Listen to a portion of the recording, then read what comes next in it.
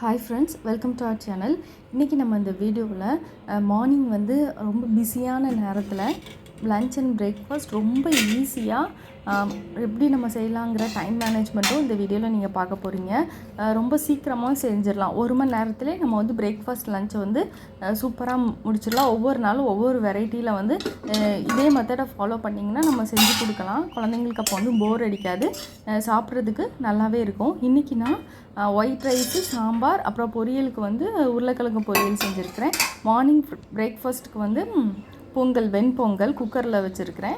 இந்த பொங்கலுக்கு வந்து இந்த சாம்பாரை மதியத்துக்கு எடுத்துக்கிற சாம்பாரே நான் எடுத்துப்பேன். அப்புறம் அது கூட எக்ஸ்ட்ரா வந்து தேங்காய் சட்னி, இது டக்குன்னு ஒரு 2 நிமிஷத்தில் ரெடி ஆயிரும். அதனால் பொங்கலுக்கு தேங்காய் சட்னி, அப்புறம் பொங்கலுக்கு வடை இல்லாமல் நாங்கள் மோஸ்ட்டாக சாப்பிட மாட்டோம். அதனால் வடை வந்து இன்றைக்கி பருப்பு வடை டக்குன்னு நம்ம ரெடி பண்ணிடலாம். அவ்வளோதான். ரொம்ப சீக்கிரத்தில் எப்படி பண்ணலாம் அப்படிங்கிறத இந்த வீடியோவில் பார்க்கலாம் வாங்க. மார்னிங் வந்து நான் ஒரு 5 o'clock கிட்டே எழுந்திப்பேன். அப்போவே என்ன பண்ணுவேன்னா பருப்பு அரிசியெல்லாம் ஊற வச்சுருவேன். ஊற வச்சுட்டு அப்புறம் காஃபி குடிச்சிட்டு ஃப்ரெஷ் ஆகிட்டு கொஞ்சம் பைபிள் ரீடிங், ப்ரேயர் அதெல்லாம் பண்ணிவிட்டு அப்புறம் தான் வந்து நான் குக் பண்ணுவேன். அதுக்குள்ளே எனக்கு வந்து அரிசி பருப்பு எல்லாமே நல்லா ஊறிடும். அரிசி வந்து இதை மாதிரி நீங்கள் ஊற வச்சு குக் பண்ணிங்கன்னா சீக்கிரமாக நமக்கு வந்து சாதம் ரெடி ஆயிரும். ஸோ இப்போ சாம்பாருக்கு துவரம்பருப்பு ஊற வச்சுருக்கிறேன் 1 கப் அளவுக்கு. அப்புறம் வடைக்காக கடலைப்பருப்பு, ரைஸ் ஊற வச்சுருக்கிறேன். இப்போ வந்து டைம் வந்து 5:30 ஆகுது. நல்லா ஜில்லுன்னு வெளியில் சூப்பராக கிளைமேட் இருக்குது. பார்க்கவே அவ்வளோ அழகாக இருக்குது. நல்ல ஒரு ஃப்ரெஷ்ஷாக இருக்குது. இந்த டைமில் கடகடன்னு நம்ம ஸ்டார்ட் பண்ண வேண்டியதான். ஃபஸ்ட்டு ஒரு பர்னரில் வந்து ரைஸ்க்கு வந்து தண்ணி பிடிச்சி வச்சிடலாம். நான் எந்த வெஜிடபிள்ஸ் எதுவுமே கட் பண்ணலை, இனி தான் நான் கட் பண்ணணும். ஃபஸ்ட்டு வந்து டைம் வேஸ்ட் பண்ணாமல் குக்கரில் வந்து பருப்பை நம்ம சேர்த்துடலாம். இதுக்கு பூண்டும் சேர்த்து வேக வைப்பேன். அதனால் பூண்டு உரித்ததுக்கப்புறம் ஸ்டவ் ஆன் பண்ணால் டைம் வேஸ்ட் ஆகும். அதனால் ஃபஸ்ட்டு நம்ம ஸ்டவ் ஆன் பண்ணிவிட்டு சிம்மில் வச்சுருந்தோன்னா அது வந்து நமக்கு ஃபுல்லாக கொஞ்சம் கொதிக்க ஆரம்பிக்கலாம். அதுக்குள்ளே நம்ம வந்து கடகடன்னு நம்ம பூண்டு உரிச்சிருவோம். இங்கே தண்ணியும் ஒரு பக்கத்தில் கொதிக்க ஆரம்பிக்குது. ஹை ஃப்ளேமில் வச்சுருக்கிறேன் ரைஸ்க்கு.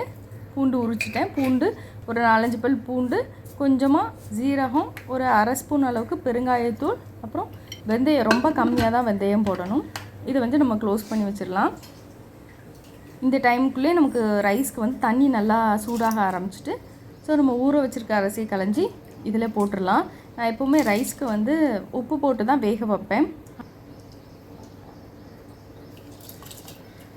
நம்ம ஊற வச்சுருக்கிறதுனால சீக்கிரம் நமக்கு வெந்துடும். ஸோ மீடியம் ஃப்ளேமில் வச்சுட்டு நம்ம அந்த பக்கம் சாம்பாருக்கு தேவையான வெஜிடபிள்ஸ் எல்லாமே நம்ம கட் பண்ணிடலாம். 1 ஸ்பூன் அளவுக்கு கல் உப்பும் சேர்த்துக்கலாம். இதுக்குள்ளே விசில் நமக்கு வந்துட்டு அதனால் அந்த குக்கரை மாற்றிட்டு சாம்பாருக்குள்ளே பாத்திரத்தை வச்சுட்டேன். இந்த குக்கரில் விசில் வர்ற டைமில் ஆனியன் அப்புறம் சாம்பாருக்கு தேவையான வெஜிடபிள்ஸ் எல்லாம் கட் பண்ணிட்டேன் கடகடன்னு. இப்போது லோ ஃப்ளேமில் வச்சுட்டு கொஞ்சமாக மிளகா சேர்த்துருக்கேன். ஃப்ளேவருக்கு சாம்பாருக்கு சூப்பராக இருக்கும். கட் பண்ண வெஜிடபிள்ஸ் எல்லாம் சேர்த்துக்கலாம். இன்றைக்கி நான் மாங்காய் சேர்க்குறேன். அதனால புளி எதுவுமே நான் ஊற வச்சுக்கலை. அந்த மாங்காயில் உள்ள புளிப்பே நமக்கு கரெக்டாக தான் இருக்கும். இதை லோ ஃப்ளேமில் வச்சுட்டு இதை மாதிரி நான் மிக்ஸ் பண்ணியிருக்க டைமில் தக்காளி வந்து கட் பண்ணிடுவேன். அதை மாதிரி கொஞ்சம் கேப் கிடைக்கிற டைம்லலாம் நெக்ஸ்ட்டு நமக்கு என்ன தேவையோ அதை வந்து அப்பப்போ நம்ம ரெடி பண்ணி வச்சிட்டோன்னா ஒன்றும் பிரச்சனை இருக்காது, சீக்கிரம் செஞ்சிடலாம். 1 ஸ்பூன் மஞ்சள் தூளும் கட் பண்ணி வச்சுருக்கிற தக்காளியும் சேர்த்து மிக்ஸ் பண்ணிக்கிறேன். இப்போ ஹை ஃப்ளேமில் வச்சு குக் பண்ணால் தான் கருகிரும், நமக்கு டைம் இருக்காது கட் பண்ண. லோ ஃப்ளேமில் வச்சு நான் எப்போவுமே வெஜிடபிள்ஸ் எல்லாம் கட் பண்ணிடுவேன். இப்போ மூழ்கிற அளவு தண்ணி ஊற்றி இது கூட மாங்காய் 3 துண்டு எடுத்துருக்கிறேன். இது நல்லா வேகட்டும். வெந்ததுக்கப்புறம் பருப்பு நம்ம ஊற்றணும். இப்போ ரைஸ் வந்து பாதி அளவுக்கு வெந்துட்டு இப்போ லோ ஃப்ளேமில் வச்சுருந்தேன். இதுக்கிடையில் நம்ம வந்து பொங்கலுக்கு செய்கிறதுக்கு நல்ல குலைவாக இருந்தாலும் பொங்கல் நல்லாயிருக்கும். அதனால் ஒரு 1/2 hour முன்னாடியே வந்து நம்ம அரிசியும் பருப்பும் நம்ம ஊற வச்சோன்னா நமக்கு வேக வைக்கும்போது நல்லா சூப்பராக குழஞ்சி நல்லா வெந்து வரும். ஊற வைக்காமல் அப்படி கூட குக் பண்ணலாம். நான் எப்பவுமே ஊற வச்சு தான் பண்ணுவேன். அதனால் ஒரு சின்ன கப் அளவுக்கு 1 கப் அரிசிக்கு 1/2 கப் அளவுக்கு பாசிப்பருப்பு எடுத்திருக்கேன். இதை நல்லா வாஷ் பண்ணிவிட்டு தண்ணி ஊற்றி ஒரு ஓரமாக வச்சிடலாம். இப்போது குக்கரில் வந்து நல்லா வெந்துச்சு பருப்பு. இதை வந்து கொஞ்சம் கடைஞ்சி நம்ம வச்சுக்கலாம். நல்லா காய்கறி வெந்ததுக்கப்புறம் அப்போ தான் போடுறதுக்கு வந்து கரெக்டாக இருக்கும். இது ஓரமாக வச்சுட்டேன். இப்போது வேகிற டைமில் வந்து நம்ம பொட்டேட்டோ வந்து பொரியலுக்கு வந்து கட் பண்ணிக்கலாம். தோலெல்லாம் எடுத்துட்டேன். அப்பப்போ கேப் கிடைக்கிற டைமில் நம்ம பண்ணிக்கலாம். பக்கத்தில் வந்து அந்த அடுப்பையும் நம்ம கவனிச்சுக்கிடணும். குட்டி குட்டியாக கட் பண்ணிக்கலாம். தோலோடு கூட நம்ம எடுத்துக்கலாம். நான் இன்றைக்கி தோல் எடுத்துருக்கிறேன். இந்த சைஸில் கட் பண்ணிக்கலாம். இதுக்கிடையில் நமக்கு ரைஸ் வந்து நல்லாவே வெந்துட்டு ஸோ ஆஃப் பண்ணிவிட்டு வடித்து வச்சுட்டேன். இங்கே வந்து சாம்பார் நல்லா கொதிக்க ஆரம்பிச்சிட்டு வெஜிடபிள்ஸ் எல்லாம் வெந்துட்டு இப்போ நம்ம கடைஞ்சி வச்சுருக்கிற பருப்பு தேவையான அளவு தண்ணி நம்ம ஊற்றிடலாம். இது கொஞ்சம் ஒரு கொதி வர ஆரம்பிக்கிற டைமில் தான் சாம்பார் தூள் வந்து 1 ஸ்பூன் அளவுக்கு போடணும். அந்த ஒரு கொதி வர்றதுக்குள்ளே பக்கத்தில் வந்து நம்ம பொரியலுக்கு பாத்திரத்தை வச்சுட்டு இதுவும் இப்படி தான் லோ ஃப்ளேமில் வச்சுட்டு மீதி உள்ள பொட்டேட்டோலாம் நான் கட் பண்ணிட்டேன். இப்போ ஆயில் ஹீட் ஆனதும் கடுகு கருவேப்பில் வேறு ஆனியன் எதுவுமே தேவையில்லை. இந்த பொரியலுக்கு தண்ணிக்குள்ளே போட்டு வச்சுருக்கணும். கட் பண்ணிவிட்டு உடனே உருளைக்கிழங்கு அப்போ தான் கலர் சேஞ்ச் ஆகாமல் இருக்கும். அது தண்ணியிலேருந்து அப்படியே எடுத்து போடுவோம்ல, அப்போ அந்த தண்ணி கொஞ்சம் இருக்குல்ல அந்த இதுலேயே நமக்கு நல்லா குக் ஆகிரும். தண்ணி எதுவும் ஊற்றி வேக வைக்கக்கூடாது, டேஸ்ட் மாறிடும். இந்த மாதிரி லைட்டாக மிக்ஸ் பண்ணிவிட்டு ஒரு பாத்திரத்தை போட்டு நீங்கள் மூடிக்கோங்க. அப்பப்போ வந்து கிளறி விட்றணும், இல்லைன்னா அடிப்பிடிச்சிரும். இங்கே வந்து ஒரு கொதி வர ஆரம்பிச்சிட்டு இந்த ஸ்டேஜில் வந்து ஒரு சாம்பார் தூள் 1 ஸ்பூன் அளவுக்கு போட்டுட்டு மிக்ஸ் பண்ணி 2 கொதி வந்ததும் நம்ம ஸ்டவ்வை ஆஃப் பண்ணிட வேண்டியதான். சாம்பாருக்கு நல்ல வாசனையை தூக்கி கொடுக்குறது வந்து கொத்தமல்லி தான். அதையும் எடுத்து ரெடியாக வச்சுருக்கிறேன். இப்போ அப்பப்போ நம்ம வந்து எடுத்து மிக்ஸ் பண்ணணும். பாதி அளவு நமக்கு குக் ஆனதுக்கப்புறம் தான் நம்ம சால்ட்டு சேர்க்கணும். அப்புறம் ஒரு 80% குக் ஆனதுக்கப்புறம் தான் நம்ம வந்து மசாலா தூள்லாம் போடணும். இப்போ அந்த சாம்பாருக்கு கம நல்ல வாசனை, மல்லி இலை தூவி போட்டு இறக்கியாச்சு. நம்ம தாளிக்க மட்டும் செய்யணும். அடிக்கடி இதை கிளறி விடலைன்னா அடி பிடிச்சிரும். இந்த டைமில் பாதி குக் ஆகிட்டு இப்போ நான் வந்து உப்பு சேர்த்துருக்குறேன். இன்னும் ஒரு 2-3 நிமிஷத்துக்கு அடுத்து நம்ம மசாலா பொடி சேர்க்கலாம். இப்போ சாம்பாருக்கு வந்து நம்ம தாளிச்சிடலாம். கடுகு, அப்புறம் கொஞ்சமாக ஆனியன் சேர்த்துருக்குறேன், கருவேப்பில், கொத்தமல்லி இலை கொஞ்சம், சேவலுக்காக வத்தல், இதெல்லாம் சேர்த்து மிக்ஸ் பண்ணி தாளித்து கொட்டிடலாம். அவ்வளோதான். நல்லா சூப்பராக சாம்பார் ரெடி ஆகிட்டு உப்பு கரெக்டாக இருக்கான்னு ஒரு டைம் செக் பண்ணிக்கலாம்.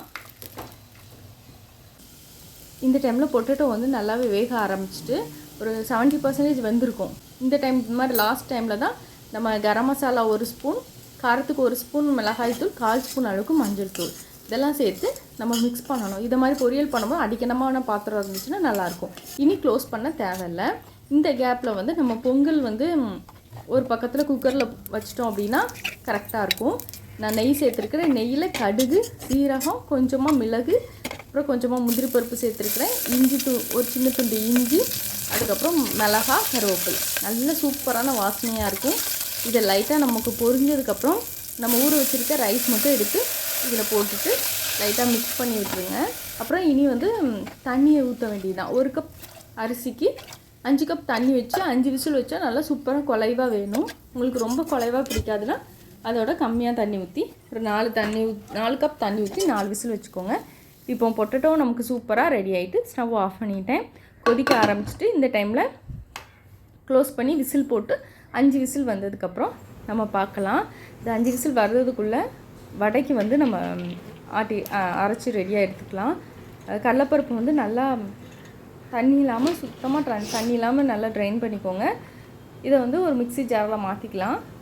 இது கூடயே ஒரே ஒரு காரத்துக்கு வத்தல், பையன் இருக்கிறதுனால காரம் கம்மியாக போதுன்னு ஒரு வத்தல் சேர்த்துருக்கேன். 2-3 பல் பூண்டு, கருவேப்பில் கொஞ்சம், 1 ஸ்பூன் அளவுக்கு சோம்பு.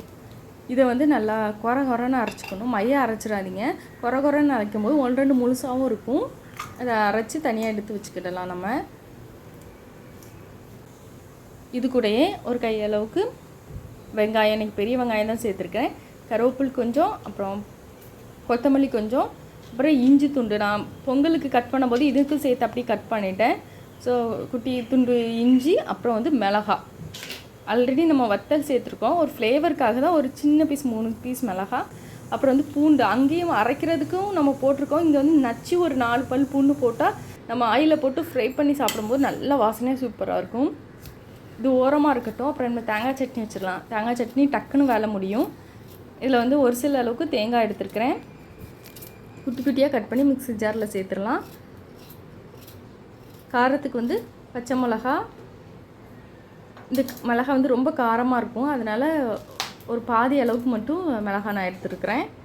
கொஞ்சமாக பொரிகடலை மாவு, அரைச்சி எடுத்து தனியாக வச்சாச்சு. தேவையான அளவு தண்ணி ஊற்றி கடுகு கருவேப்பிலை போட்டு தாளித்து கொட்டிட்டு உப்புலாம் போட்டு மிக்ஸ் பண்ணி எடுத்துட்டோம்னா நமக்கு கோகோனட் சட்னி ரெடி ஆகிட்டு, இதுக்கு இடையில நமக்கு ப்ரெஷர்லாம் அடங்கி சூப்பராக ரெடி ஆகிட்டு பொங்கல்